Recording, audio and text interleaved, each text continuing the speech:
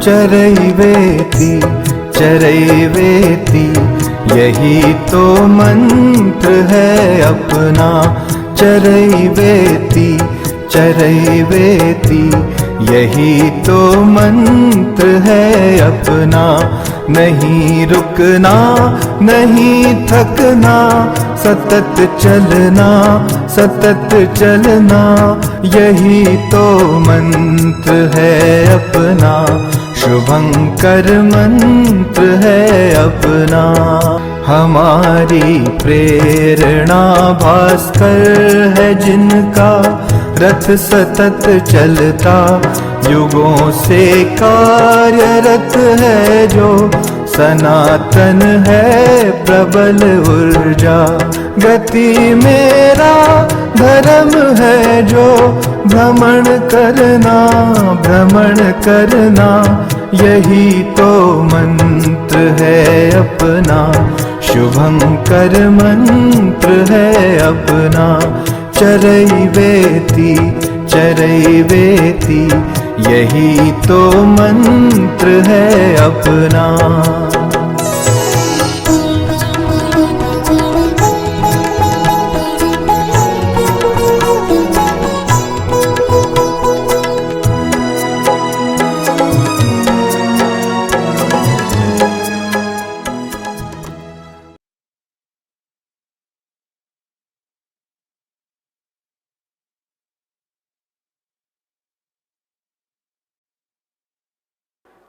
Doctor Hedgewar स्मृति व्याख्यानमाला में आज के हमारे वक्ता हैं डॉक्टर श्री कृष्ण गोपाल जी, माननीय सह कार्यवाह राष्ट्रीय स्वयंसेवक संघ तथा कार्यक्रम की अध्यक्षता कर रहे हैं आदरणीय श्री राम शरण जी जिंदल।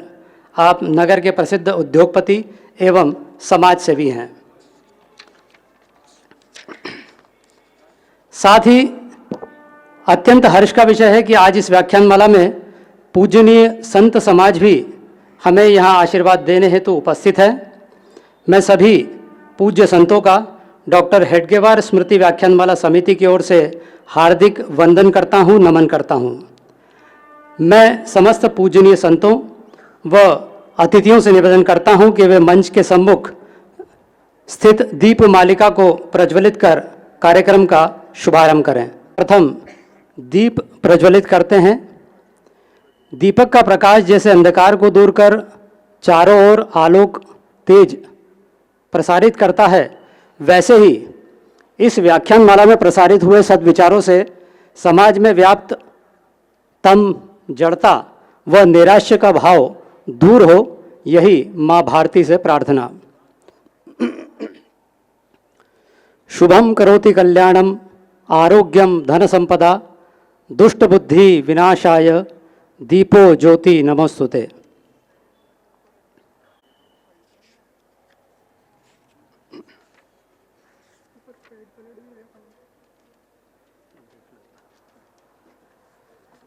यह आज हमारा सौभाग्य है कि आज हमें वक्ता के रूप में माननीय सर कार्यवाह श्री कृष्ण गोपाल जी प्राप्त हुए हैं तथा इस वर्ष की व्याख्यानमाला की पूर्णता भी आपके व्याख्यान से हो रही है।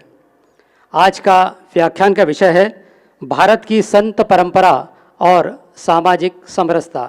मैं आज के हमारे वक्ता माननीय सर कार्यवाह श्री डॉक्टर कृष्ण गोपाल जी से निवेदन करता हूं कि वे अपना उद्बोधन देकर हमें कृतार्थ करें।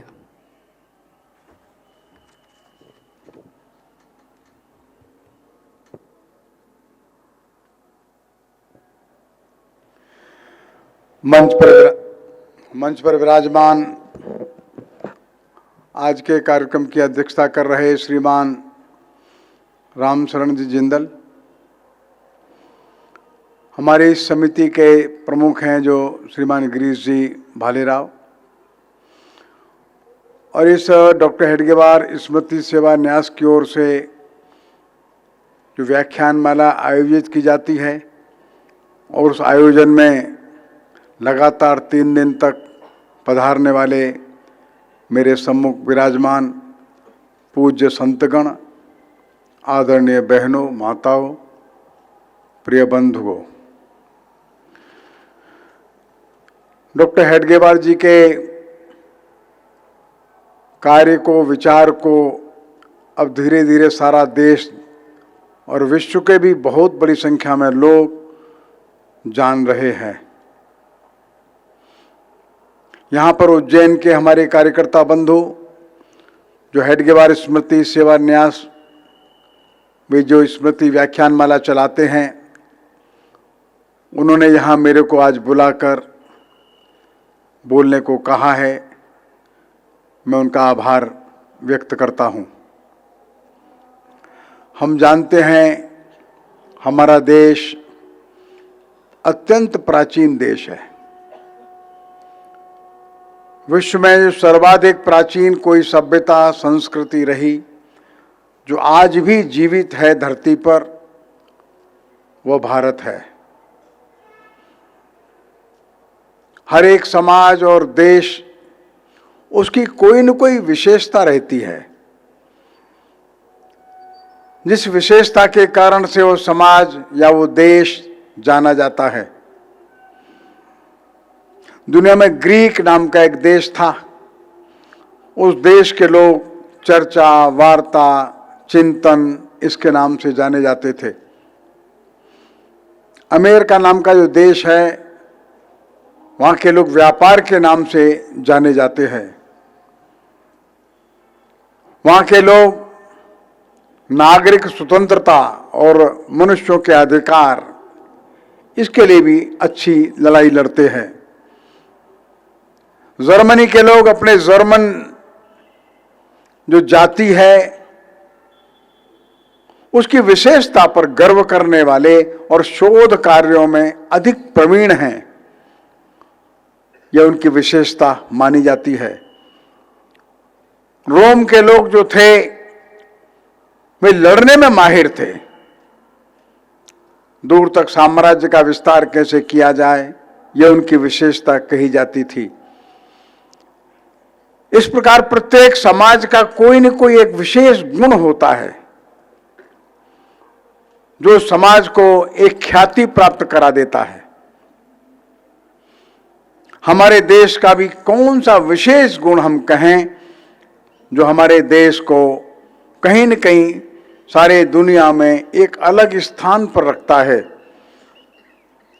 वह गुण है हमारे देश का अध्यात्म। हमारा देश हजारों वर्षों से जो विशेष चर्चा करता है, विशेष पद्धति से विचार करता है और जिस दृष्टि से सबको देखता है, वह दृष्टि अध्यात्म की है। अगर हमारे देश में से अध्यात्म की दृष्टि को अगर निकाल देंगे तो हमारे देश की आत्मा ही निकल जाएगी। बच्चे के जन्म से लेकर मृत्यु तक और अपने समाज के प्रारंभ से लेकर के अंत तक जो भी कुछ अपने को ध्यान में आता है वह अध्यात्म ही है। हम मानते हैं परमात्मा सर्वत्र है और सबके अंदर है और वह समान रूप से है।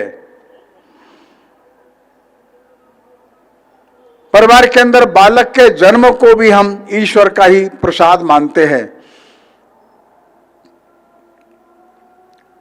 बालक पढ़ता है, आगे बढ़ता है, ये ईश्वरीय वरदान मानते हैं।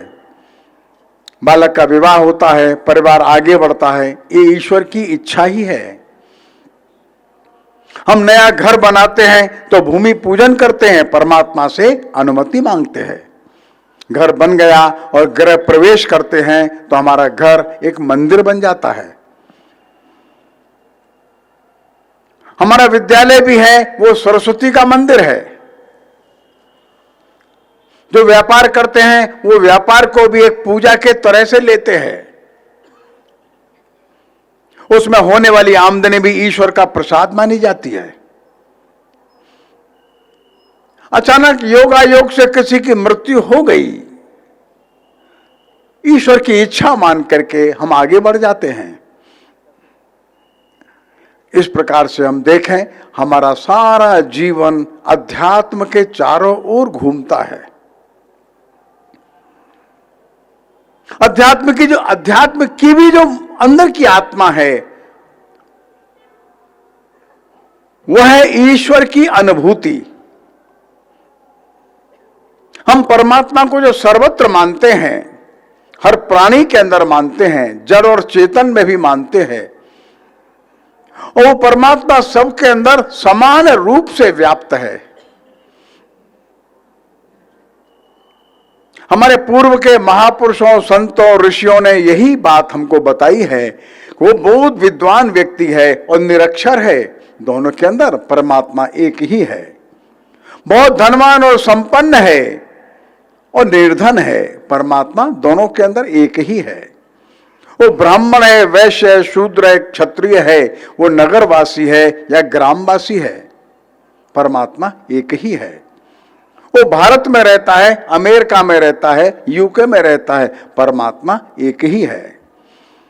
वो मनुष्य के रूप में जन्मा है या पक्षी पशु के रूप में जन्मा है, परमात्मा एक ही है। यह जो भाव है, जो सर्वत्र ईश्वर को अनुभव करता है, तत्त्वमसि, जो मेरे अंदर है वही आपके अंदर है, यह जो एकात्म बोध है, सर्वत्र ईश्वर की अनुभूति है, यह हमको हमारे अंदर एक विशेष प्रकार के व्यवहार के लिए प्रेरित करती है। इस विशेष अनुभूति से हमारा व्यवहार बदल जाता है, हमारी दृष्टि बदल जाती है, हमारा सोचने का और विचार करने का तरीका बदल जाता है। हमको सब अपने ही लगने लगते हैं। कभी कभी हम मार्ग पर जा रहे रास्ते में कोई भीख मांगता है, हम भीख देना चाहते हैं, हम दे देते हैं, रुपया 2 रुपया जो देना है दे देते। कभी कभी नहीं दे पाते तो हम हाथ जोड़ करके कहते बाबा आगे जाओ। हमने हाथ किसका जोड़ा? हमने उसके अंदर विराजमान परमात्मा से क्षमा मांग ली, बाबा आगे जाओ। वो बाबा के अंदर परमात्मा को मानते हैं हम। ये जो आध्यात्मिक दर्शन है और उस दर्शन के कारण से हमारा जो एक विशेष प्रकार का स्वभाव और व्यवहार आचरण बना है, ये अध्यात्म का प्रकाश है जो एक विशेष प्रकार के आचरण को हमको दे देता है। यह दर्शन हमको वैदिक काल से मिला और वेदों से भी पहले के जो ऋषि थे उन्होंने दिया, क्योंकि वैदिक ऋषियों ने भी यही लिखा है।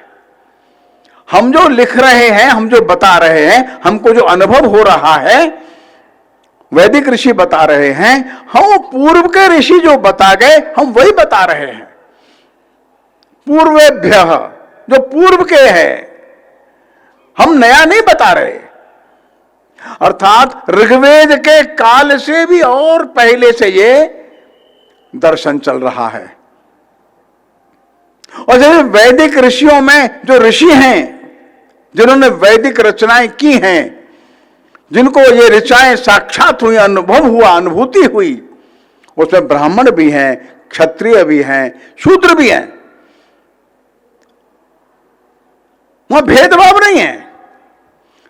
अगर वशिष्ठ ब्राह्मण हैं तो विश्वामित्र क्षत्रिय हैं और ऐत्रेय ब्राह्मण देने वाले जो हैं वे शूद्र है।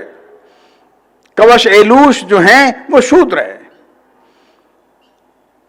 वहां महिदास भी हैं, वो शूद्र है।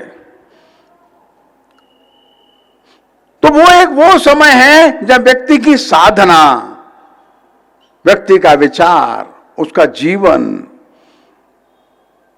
उसकी तपस्या, ये महत्वपूर्ण है। लेकिन हम जानते हैं कितना भी अच्छा दर्शन क्यों न हो, कितना भी अच्छी व्यवस्था क्यों न हो, कितना भी सुंदर भवन हम क्यों न बना दें, वो एक दिन बिखर जाता है। बड़ी सुंदर से सुंदर व्यवस्थाएं टूट जाती हैं, बड़े बड़े राज्य भी नष्ट हो जाते, बड़े सुंदर महल भी समाप्त हो जाते। काल काहे नहीं खाए, ये समय सबको समाप्त कर देता है। और इसलिए समय समय पर इस बनी बनाई व्यवस्था में विकृति आ जाती है, व्यवस्था टूट जाती है। लेकिन हमारे हिंदू समाज के अंदर सबसे बड़ी विशेषता यह रही कि जैसे ही कोई व्यवस्था बिगड़ती थी वो तुरंत कोई महापुरुष जन्म ले लेते। जन्म लेकर अपने उस समय के समाज को युग के अनुसार जो आवश्यक है वो विचार देकर, समाज को ठीक दिशा देकर अपने मौलिक खूंटे पर फिर बांध देते हैं, मौलिक दर्शन के निकट ले आते हैं। और इसलिए आज के अपने इस विषय में, व्याख्यान में, मैं आपके सामने इसी विषय को स्पष्ट करता हूं। तो वैदिक परंपरा में ऐसा लगने लगा कि जो परंपरा को मानने वाले लोग हैं, इनमें बड़ी मात्रा में कुछ ऐसी बातें आ गई हैं जो शायद नहीं आनी चाहिए, और सामान्य जनता को ऐसा लग रहा है हमको समझ में नहीं आ रहा क्या हो क्या रहा है। बड़े बड़े यज्ञ भी तो हो रहे हैं, बड़े बड़े मंत्र भी पढ़े जा रहे हैं, लेकिन सामान्य जनता को कुछ समझ में ही नहीं आ रहा है। और एक काल ऐसा भी आ गया जिसमें यज्ञों में हिंसा होने लगी, अर्थात बलि की प्रथा बढ़ती चली गई। सैकड़ों हजारों की संख्या में भेड़ बकरी ये भी आहुति में आ गए। तो समाज में फिर चिंतन शुरू हुआ, और ऐसे समय में भगवान बुद्ध वे प्रकट हो गए। करुणा, प्रेम, दया, ममता, अपरिग्रह, शुचिता, सबके प्रति आत्मीयता का सुंदर आह्वान देते हुए विष्णु के अवतार के रूप में भगवान बुद्ध अवतरित हो गए। सामान्य लोक भाषा में उन्होंने अपना प्रवचन देना प्रारंभ किया, और अनेक प्रकार के जो जटिल कर्मकांड थे उसमें से एक नया मार्ग उन्होंने दिखाया। लोगों को इस मार्ग पर चलने के लिए, इस मार्ग के प्रचार के लिए, विस्तार के लिए संघबद्ध किया। इसको बड़े सुंदर प्रशिक्षण के केंद्र खड़े हो गए, और देखते देखते सारी धरती की आधी जनसंख्या बौद्ध मत में आ गई। यूरोप के देशों तक बौद्ध मत आ गया, ऊपर चीन, Mongolia, Korea, Japan, Vietnam, Laos, Cambodia सब बौद्ध मत आ गया। आज का जो अफगानिस्तान, इराक सब बौद्ध मत में चले गए। लेकिन समय बीता और बौद्ध मत में भी भिन्न भिन्न प्रकार के संकट खड़े हो गए। फिर से समाज में एक नया जागरण हुआ, फिर से वैदिक परंपरा को और अधिक सुंदर, स्वच्छ, निर्मल बनाकर लोग सामने ले आए। कुछ अनुभव से एक बातें उन्होंने पकड़ करके रखी, और कुछ अनुभव से कुछ बातों को छोड़ दिया। इसमें शंकराचार्य जी को हम बहुत प्रमुखता से देखते हैं।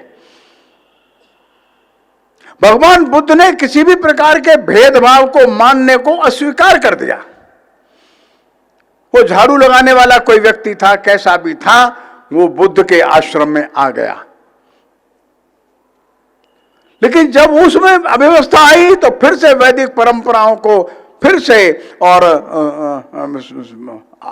आबद्ध करने के लिए शंकराचार्य सारे देश का भ्रमण करते हैं, केरल से और ऊपर कश्मीर तक जाते हैं, कामाख्या होते हुए फिर केरल आते हैं, फिर दोबारा से कन्याकुमारी से फिर दोबारा से केदारनाथ जाकर अपना शरीर पूरा कर देते, बहुत कम आयु में। उसमें 73 प्रकार के, और हमारे यहाँ पंथ उपपंथ प्रारंभ हो गए, पूजा पद्धतियां चल रही थी, 73 प्रकार का बताते हैं। पूज्य शंकराचार्य इसमें से 5 को चयन करके उनकी पुनर्स्थापना करते, पुनर्प्रतिष्ठा कर देते। तो सूर्य है, विष्णु है, शिव है, गणेश है, शक्ति है, पंचायतनी पूजा करते। शंकराचार्य ने कहा देखो भाई, सबके अंदर आत्मा एक ही है, सर्वात्मैक्य। ये सर्वात्मैक्य ये एक तरह से शंकर का ध्येय वाक्य है। सबके अंदर एक ही आत्मा है, कोई भेदभाव मत मानो। वाराणसी की गली में शंकराचार्य अपने शिष्यों के साथ जा रहे हैं और सामने से एक चांडाल जो है वो उसके कमर से एक 5-7 कुत्ते बंधे हैं खड़ा है। शंकराचार्य जी के शिष्यों ने उसको कहा, हट जाओ, दूर हट जाओ, किनारे हट जाओ। वो नहीं हटता। वो शंकराचार्य जी को प्रश्न पूछता है, आप बताइए, आप तो बड़े विद्वान हैं यतिवर, ये किसको दूर हटने को बोलते हैं आपके शिष्य लोग? ये मेरा शरीर भी अन्न से बना और आपका शरीर भी अन्न से बना, अन्न से बना शरीर एक अन्न से बने शरीर को कहता है दूर हट जाओ। ये कौन सी प्रज्ञा है प्रभु? अगर शरीर को छोड़ दें तो आप ही कहते हैं सर्वात्मैक्य, आपका आत्मा मेरा आत्मा ये अलग अलग होता है क्या महाराज? मेरे प्रश्नों का उत्तर दे दीजिए आप। वाराणसी की गली में खड़ा वो चांडाल शंकराचार्य को प्रश्न पूछता है, यतिवर मेरे प्रश्नों का उत्तर क्यों नहीं देते आप? शरीर शरीर कोई भिन्न है क्या? और आत्मा आत्मा में भेद मानते हैं क्या आप? शंकराचार्य प्रणाम करते उसको। शंकराचार्य ने 5 बड़े श्लोकों का एक संग्रह लिखा, उसको मनीषा पंचकम कहते हैं। उस हर एक श्लोक के बाद में एक पंक्ति आती है, चांडालो अस्तु द्विजो अस्तु गुरु रित्येषा मनीषा मम। वो चांडाल है अथवा द्विज है, वो कोई भी है, लेकिन उसको ज्ञान प्राप्त हो गया है, उसकी मनीषा जागृत हो गई है, वो मेरे गुरु के समान है। शंकराचार्य चांडाल को प्रणाम करते हैं। मुस्कुरा करके चांडाल भी हट जाता है। शंकर ने चांडाल को गुरु रूप में मान लिया। प्रश्न प्रज्ञा का है, प्रश्न मनीषा का है, प्रश्न अंतरतम के जागृति का है। शंकर ने अनेक प्रकार के सुधार करते हुए समाज को फिर से निर्मल करते हुए फिर से खूंटे पर ला करके बांध दिया। एक बड़ा परिवर्तन हम समाज में देखते हैं। छोटे और बड़े का भेद शंकर ने समाप्त कर दिया। फिर काल आगे बढ़ा, लंबे समय तक ठीक चलता है, फिर विकृतियां आती हैं। छोटे और बड़े की फिर से चर्चा होने लगती है। ऐसे में दक्षिण में रामानुजाचार्य खड़े होते हैं। इस छोटे और बड़े का भेद समाप्त करने की वे कोशिश करते हैं। रामानुजाचार्य दक्षिण के मंदिरों में जो पूजा की व्यवस्था बनाते हैं, सभी जाति के लोगों को उसमें समावेश कर देते हैं, सभी को काम देते हैं। स्नान करने के लिए जाते हैं वृद्धावस्था में, 2 ब्राह्मणों के कंधे पर हाथ रख करके जाते हैं। शरीर वृद्ध हो गया। स्नान करके आते हैं तो 2 शूद्र जाति के बंधुओं के कंधे पर हाथ रख करके आते हैं। मन में से भेद दृष्टि चली गई। एक बीबी नाच्यार करके एक मुस्लिम महिला है, बालिका है, जो कृष्ण की भक्ति में उनके साथ आ गई है। दिन भर भजन गाती है, तो मेलुकोट के मंदिर में ही रहने लग गई है। वो पूजा में भाग लेती है और बाद में उसकी मृत्यु के बाद उसकी समाधि उसी मंदिर में बनवा देते हैं। रामानुज ने अध्यात्म की एक नई धारा को प्रवाहित किया है। हालांकि वो धारा पुरानी है, लेकिन उसको नए स्वरूप में रामानुज ले आते हैं। इस भक्ति की धारा का नाम है अध्यात्म, अध्यात्म की धारा का नाम है भक्ति। भक्ति और अध्यात्म को अलग नहीं कर सकते यहां।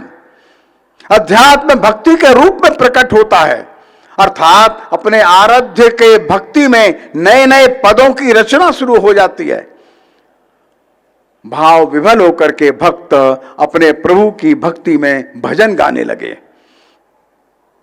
ये भक्ति का उद्भव हम मानते हैं कि रामानुज से है, हालांकि नारद से भी मानते हैं, लेकिन इस युग में हम देख रहे हैं सुंदर सुंदर काव्य तमिल भाषा में रामानुज लिखते हैं। नायनमार आलवारों ने भक्ति की ज्योति को आगे बढ़ा दिया।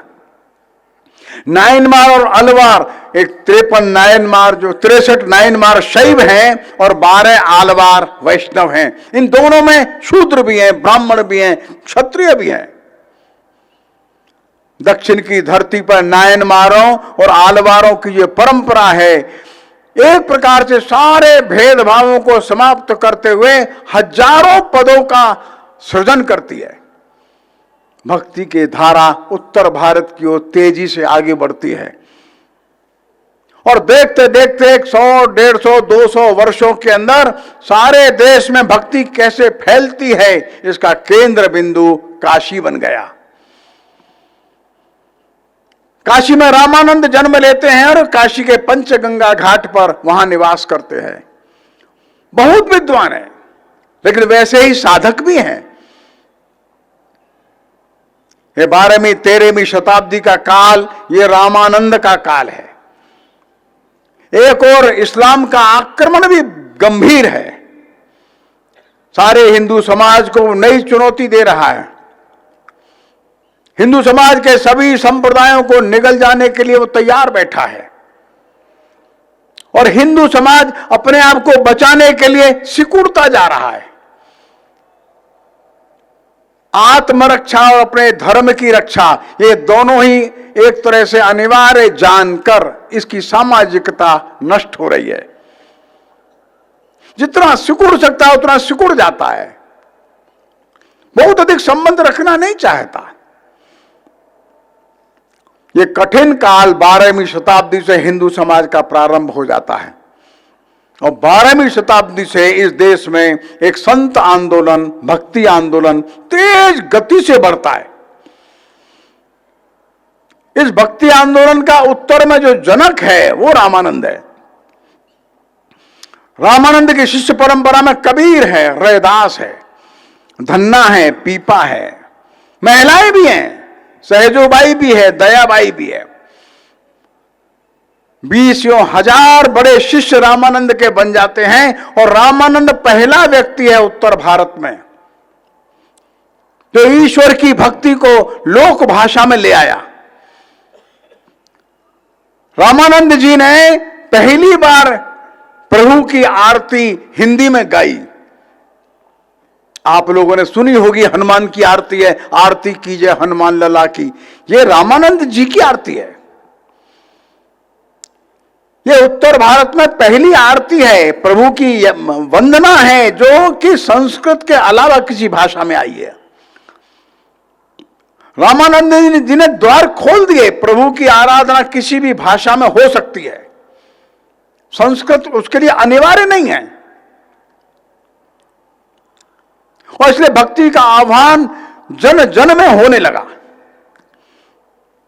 हम लोग उस काल की कल्पना करें जब सिकंदर लोदी है, बलबन है, इल्तुतमिश है, रजिया बेगम है, गौरी और गजनी तो जा चुके हैं, मर चुके, लेकिन भारत इस्लाम के कठोर पंजों में जकड़ गया है।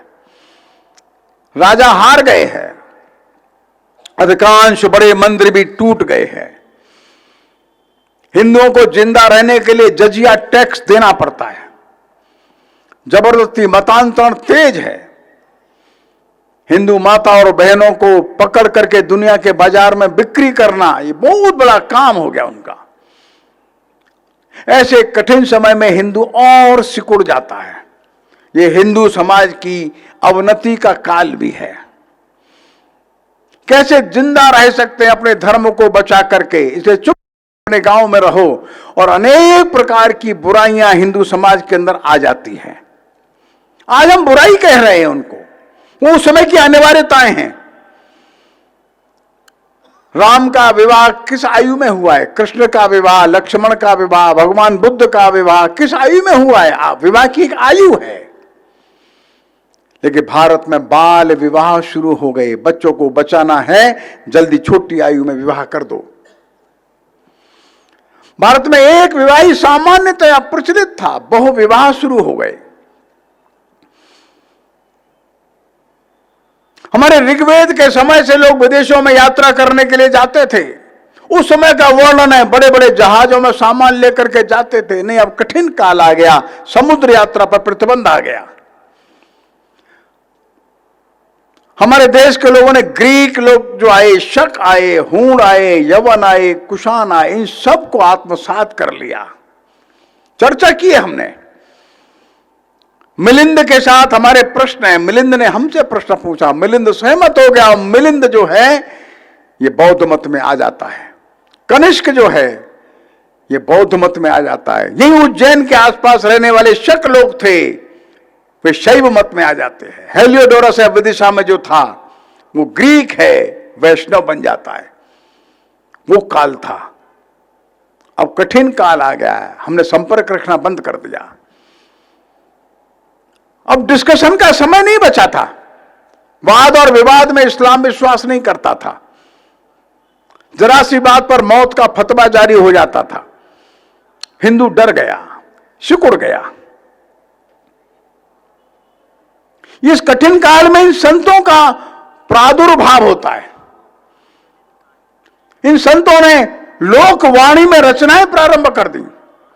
कबीर ने दोहे लिखे, भजन लिखे, कीर्तन लिखे। रैदास ने भजन लिखे। मीराबाई ने यहां भजन लिखे।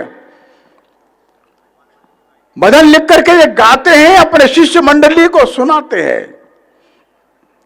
रामानंद के शिष्यों की बड़ी परंपरा लोक भाषा में भजन कीर्तन लिखने लगी। गांव गांव उनके अनुयायी फैल गए। हजारों की संख्या में मठ बनने लगे। मंदिर बड़े नहीं है, लेकिन कई छोटे स्थान पर 10-20 लोग मिलकर के गा तो सकते हैं। सुरक्षा तो उसी में है बस।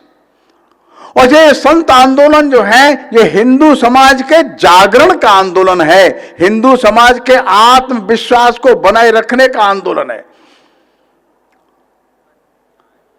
1000 वर्ष पहले देश में केवल, और ऐसा कहते 600 जातियां हैं, आज 6000 से अधिक जातियां हैं। समाज बढ़ता जा रहा था और एक छोटे छोटे खोल में सिकुड़ जाता है, दीवार चारों तरफ खड़ा कर लेता है। इन संतों ने हिंदू समाज को मंच दे दिया। इन संतों ने एक फोरम ऐसा दे दिया है जहां खड़ा होकर के, बैठ करके व्यक्ति अपना अपना स्थान पा जाता है। ऐसे लोग जो कहीं आमंत्रित नहीं है, उनको भी मंच मिल गया है। हम सबको ये ध्यान में रखना होगा, ये अस्पृश्य नाम का शब्द जो है, ये 8वीं शताब्दी के पहले कहीं है ही नहीं। हमारे देश के किसी भी ग्रंथ में अनटचेबल ये शब्द ही नहीं है। तो व्यवहार कहां से आया? वेदों में, उपनिषद में, भागवत में, रामायण में, गीता में, महाभारत में, किसी भी ग्रंथ में अनटचेबल, अस्पृश्य, किसी को छूने से मना किया ऐसा शब्द ही नहीं है। उदाहरण भी नहीं है। हां ये तो है, छोटा बड़ा तो हो गया, इतना तो है। वो छोटा या बड़ा, ये ऊंच नीच तो आने लगी, लेकिन अनटचेबल है, छूने से पाप लगता है, ये नहीं था। और सबसे पहले जो छूने से दूर हटा हिंदू, वो उनसे दूर हटा जो लोग गौ मांस खाने लगे, जो गाय की हत्या करते थे, गौ मांस खाते थे। तो गाय की हत्या करना ये सबसे बड़ा अपराध हिंदू ने मान लिया और उनको अनटचेबल घोषित किया। और इस देश में सबसे पहले जो अनटचेबल घोषित हुआ वो मुसलमान था। और हिंदुओं ने एक तरफ से जम्मू कश्मीर से लेकर कन्याकुमारी तक, और पाकिस्तान में चला गया पंजाब और सिंध, वहां से लेकर के मणिपुर, आसाम तक मुसलमान के घर जाना बंद कर दिया। मुसलमान को अपने घर बुलाना भी बंद कर दिया। मुसलमान के घर पानी पीना बंद कर दिया। अपने घर बुला के पानी पिलाना भी बंद कर दिया। और आप लोगों को आश्चर्य होगा, जो लोग मुसलमानों के दरबार में झाड़ू लगाते थे, मैला उठाते थे, वो भी बादशाह शहंशाह के यहां, नवाब के यहां पानी नहीं पीते थे। इनकी दृष्टि में भले ही वो नवाब थे, लेकिन वे अस्पृश्य थे, म्लेच्छ थे।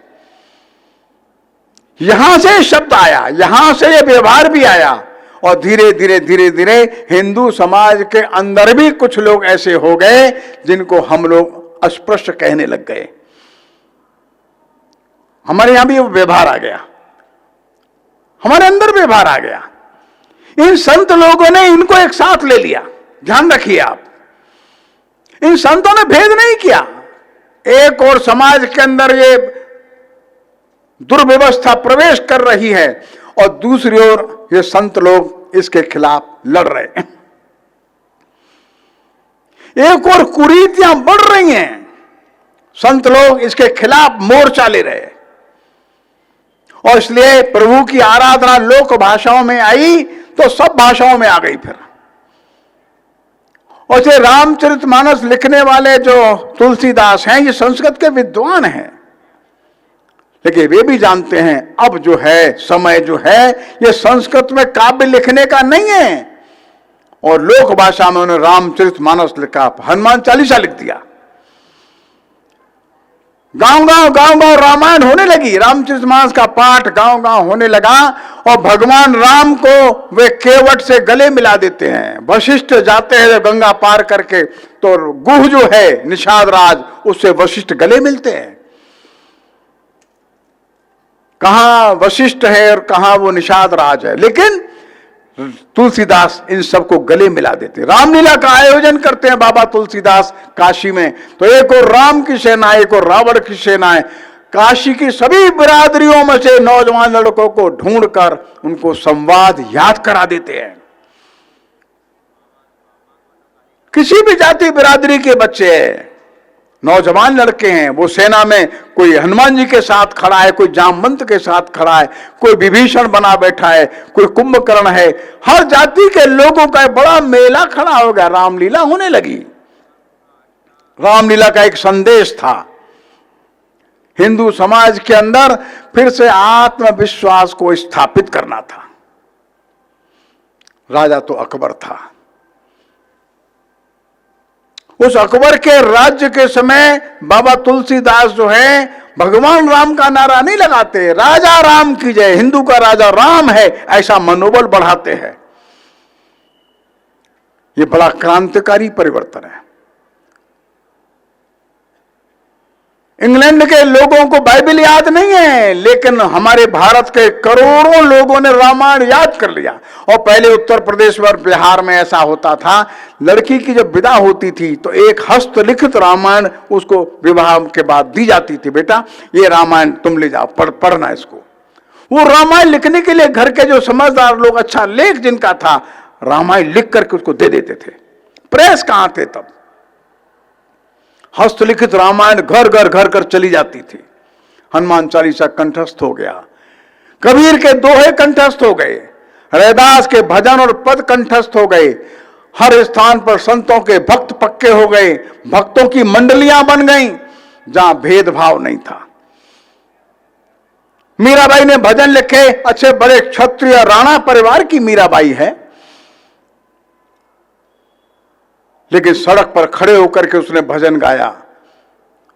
राणा परिवार को अच्छा नहीं लगा, ये कुल की वधू है, ऐसे गाती, अच्छा नहीं लगता। उन्होंने परिवार ही छोड़ दिया। ऐसे परिवार में रहने से क्या लाभ है, जो भजन भी न गाने दे भक्तों के बीच में। यह सामान्य काम नहीं था, बड़ा काम था और हिम्मत का काम था। आज से 500 वर्ष पहले वो बड़ा कुल खानदान छोड़कर सड़क पर आ गई, वृंदावन में थी, वर्षों तक वृंदावन में रही। कौन जाति कौन कुल के लोग उसके सामने आकर के भजन गाते थे उसको मालूम नहीं था, पूछने की जरूरत भी नहीं थी। एक और जातिगत वैमनस्य भेद दूरी बढ़ रही थी, लेकिन मीराबाई, सहजोबाई, दयाबाई, ये महिलाएं इस क्रांतिकारी आंदोलन में साथ थी। ये कबीर और रैदास के साथ थी, धन्ना और पीपा के साथ थी। ये बड़ा आंदोलन था। पंजाब की धरती पर गुरु परंपरा प्रारंभ हुई और गुरु नानक देव जी ने सारे देश की यात्रा की पैदल 4 बार। ऐसा बताते हैं 26,000 किलोमीटर पैदल चले थे। पंजाब से निकल करके कन्याकुमारी तक, आसाम, तिब्बत से लेकर के अरब देशों, मक्का, मदीने तक चले जाते थे। जहां वे जाते थे वहां के लोगों को इकट्ठा करते थे एक जगह, और 10 दिन, 15, 20 दिन, 1 महीना एक ही जगह रहते थे, भजन गाते थे। बस कुछ नहीं करते थे, भजन गाते थे। आचरण निर्मल करो, सत्यनिष्ठ करो, सबसे प्रेम करो, मिलकर के बैठो, मिलकर के भजन गाओ। संकट का समय है, ये बाबर का आक्रमण हो गया है, ये पाप की बारात लेकर के आ गया है, ये सबको समाप्त कर रहा है। ऐसा बाबर वाणी में हमारे गुरु नानक देव जी बताते हैं। एक जगह सबको बुलाना, वहीं ठहराना, उसको कह दिया धर्मशाला। एक ही जगह भोजन बनेगा, भोजन बनता था वो भंडारा, धीरे धीरे उसका नाम लंगर हो गया और धर्मशाला का नाम गुरुद्वारा हो गया। सैकड़ों स्थानों पर ऐसी धर्मशालाएं और लंगर चलने लगे, एक साथ एक पंगत और एक संगत, जाति का भेद मिट गया। गुरु नानक देव जी तो स्वयं उन्हीं के घरों में जाते थे जिनको लोग छोटी बिरादरी का कह देते थे। वो कहते थे नीच से नीच, उससे भी नीच, मैं उसी के साथ जाऊंगा। गुरु परंपरा ने एक ऐसा सुंदर संदेश पंजाब की धरती पर दे दिया जहां भेद और भाव दूर दूर तक नहीं, और संस्कृत की जटिलता को छोड़कर लोक भाषा में ये पदावलियां बनने लगी, अभंग बनने लगे, शब्द बनने लगे। वो लंबी परंपरा है, हम जानते हैं, और वो परंपरा धीरे धीरे धीरे धीरे स्वाभिमानी लोगों को खड़ा कर रही थी। और दशम गुरु तक आते आते गुरु गोविंद सिंह जी ने खालसा का सृजन किया। संत ने सिपाही खड़े कर दिए, वे संत थे। ये सारे देश के 5 लोगों को लेकर के खालसे बना दिए, उनको अमृत चखा दिया। वे थे, ईश्वर की भक्ति में थे, लेकिन समाज की सुरक्षा के संकल्प के लिए तलवार लेकर के खड़े थे। जिनको घोड़े पर चढ़ने की मनाही थी, जिनको हथियार रखने को मना था, वे बड़े बड़े घोड़े पर लंबे भाले लेकर के खड़े थे, पगड़ी बांधकर खड़े थे। और धीरे धीरे संतों ने एक सेना खड़ी कर दी।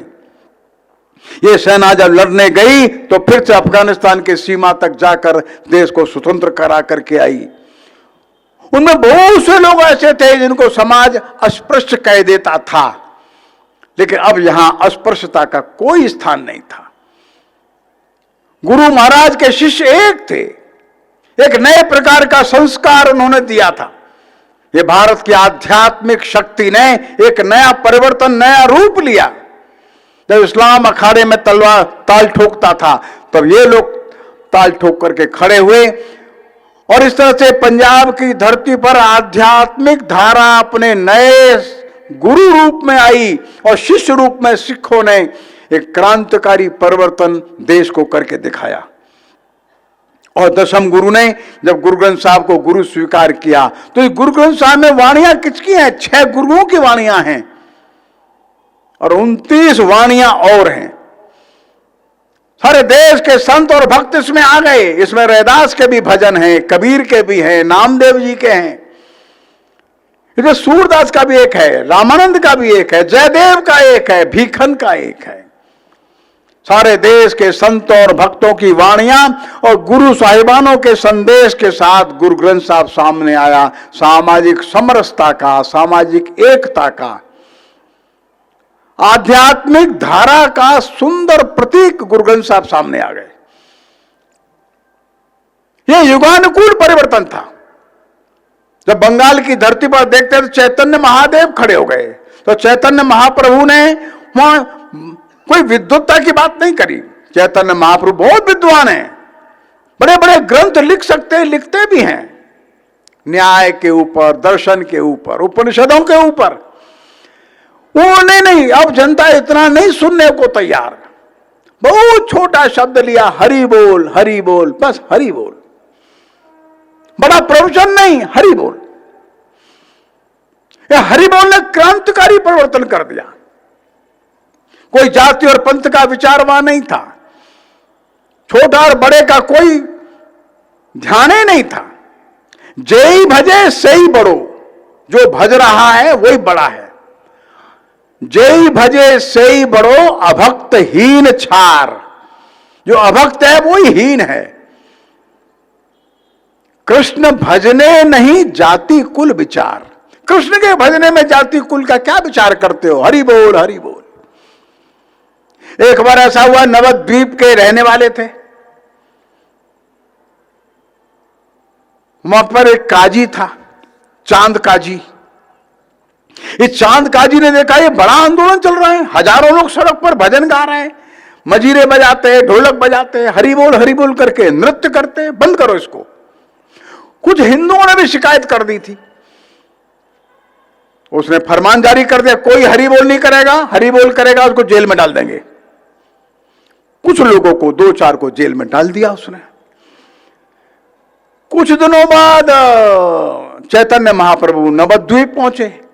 लोगों ने कहा, प्रभु ये क्या हो गया, यहां तो बैन हो गया, प्रतिबंध लग गया, हरि बोल। कोई बात नहीं, कल निकलेंगे। और लोग डरे हुए थे। लेकिन चैतन्य महाप्रभु बाहर आए और एक एक करके घर से लोगों को निकालना शुरू किया। चलो हरि बोल, हरि बोल, कीर्तन, भ्रांज, मजा।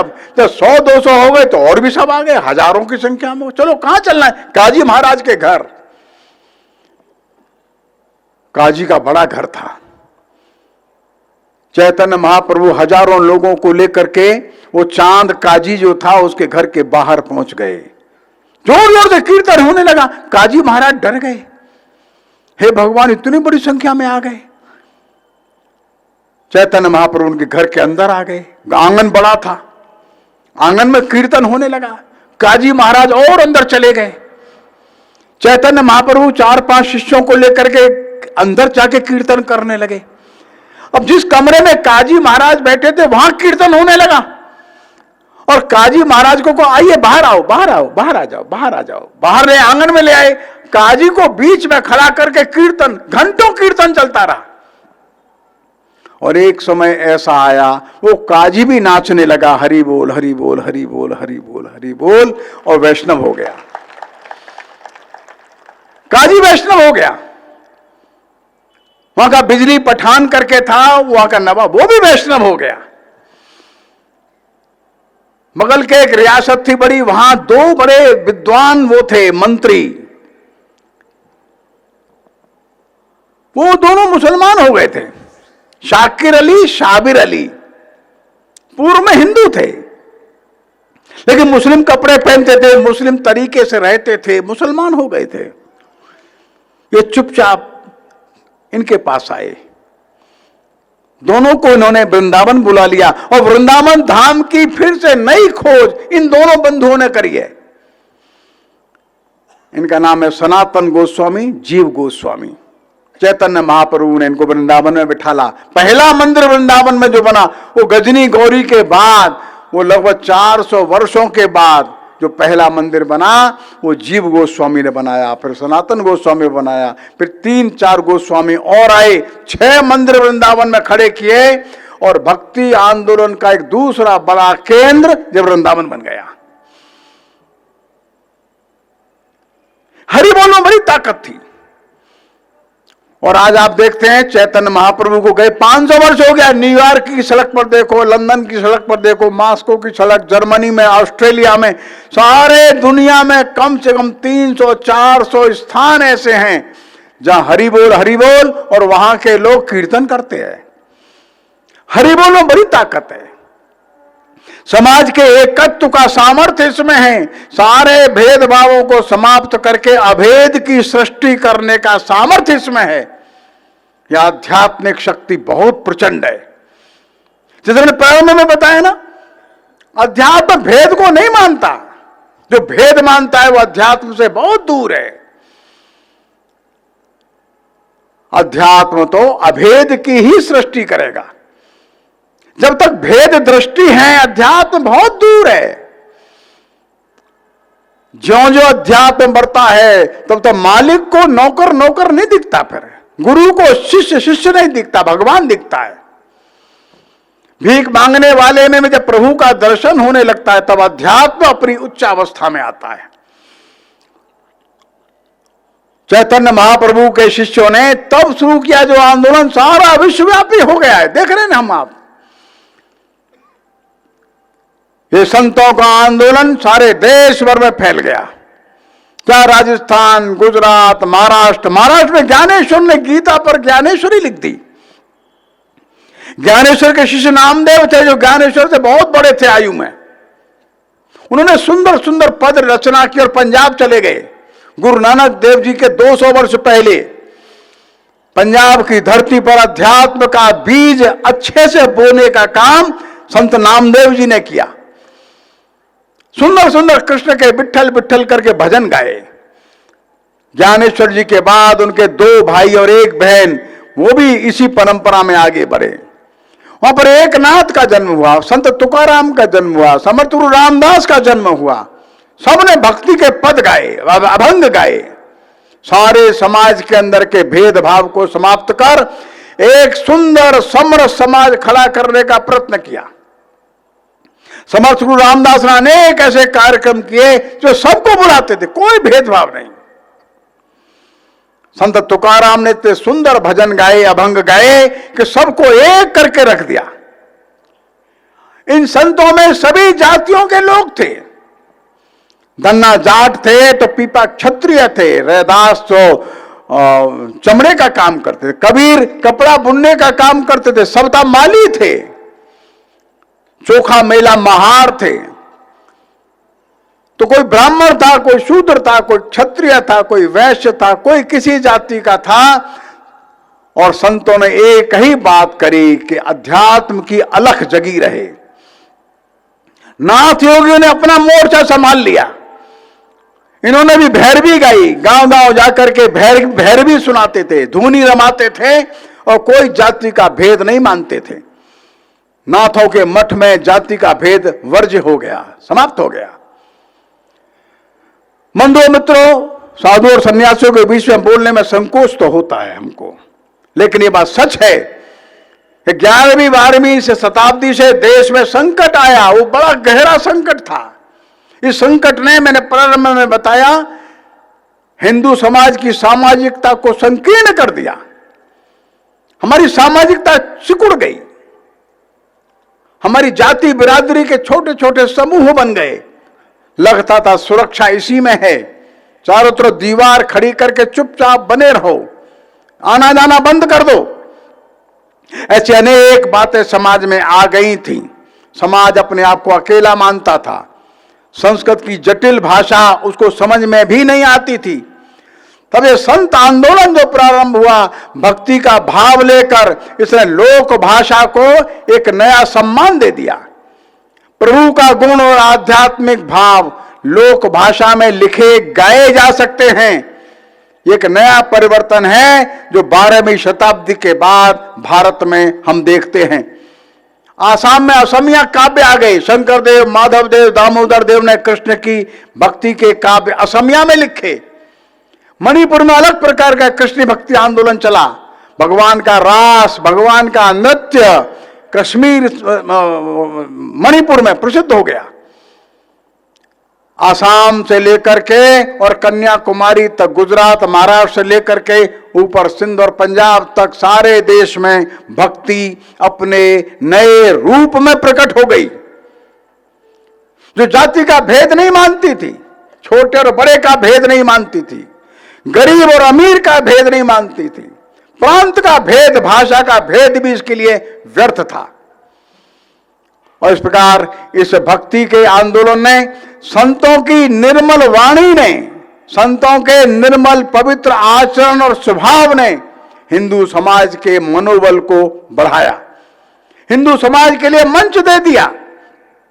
जो बिखरा हुआ और भयभीत समाज था, जो भटकता भटकता कहीं न कहीं इस्लाम की ओर जा रहा था, उसको पकड़ करके रोक लिया।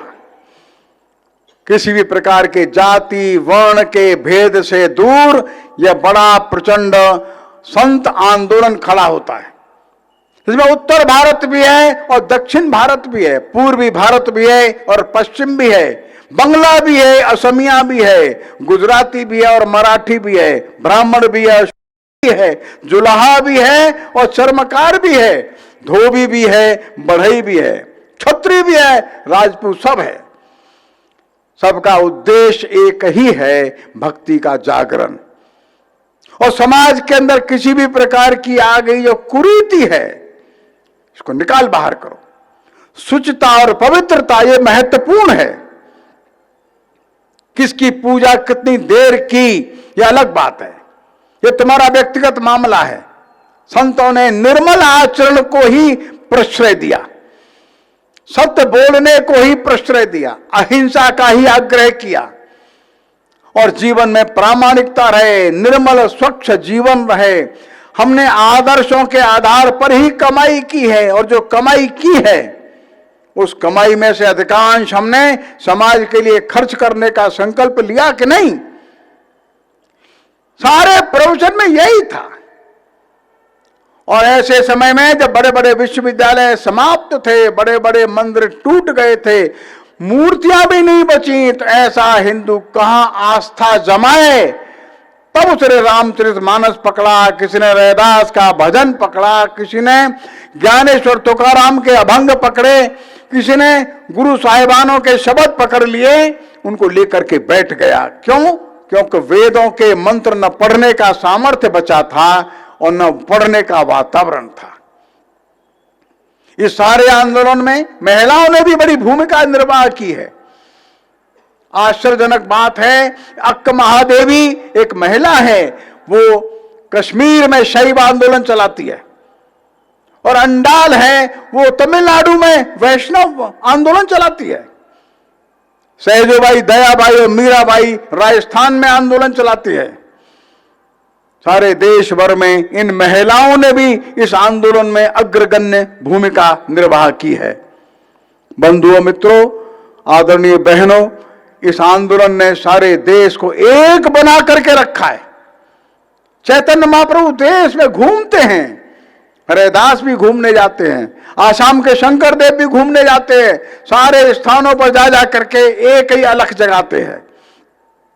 सारे देश को एक सूत्र में बांध करके रखने का काम इन संतों ने किया।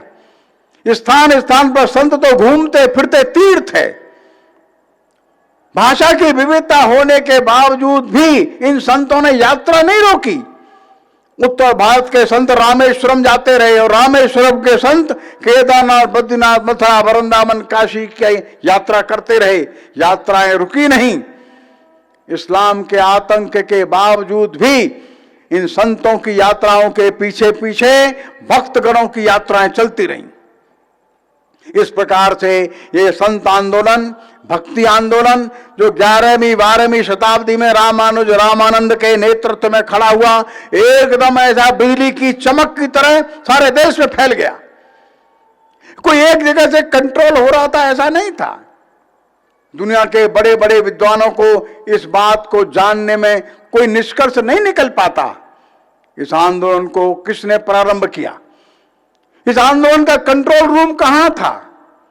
एक ग्रियर्सन और बर्नेट नाम के दो बड़े विदेशी विद्वान हैं। वो कहते हैं कि भाई हमको समझ में नहीं आता कौन चला रहा था इसको। वो इसलिए नहीं समझ पाते, वो भारत का अध्यात्म को नहीं जानते। क्योंकि भारत का अध्यात्म तो हर गांव में बैठा है, हर गांव में आध्यात्मिक लोग हैं। कोई गांव है ही नहीं ऐसा, कोई व्यक्ति ऐसा नहीं। पर थोड़ा सा अलग जगाने की जरूरत थी। लोगों ने अपना अपना कर्तव्य और दायित्व संभाल करके पकड़ लिया और देश को उस महान संकट में से बाहर निकाल करके ले आए।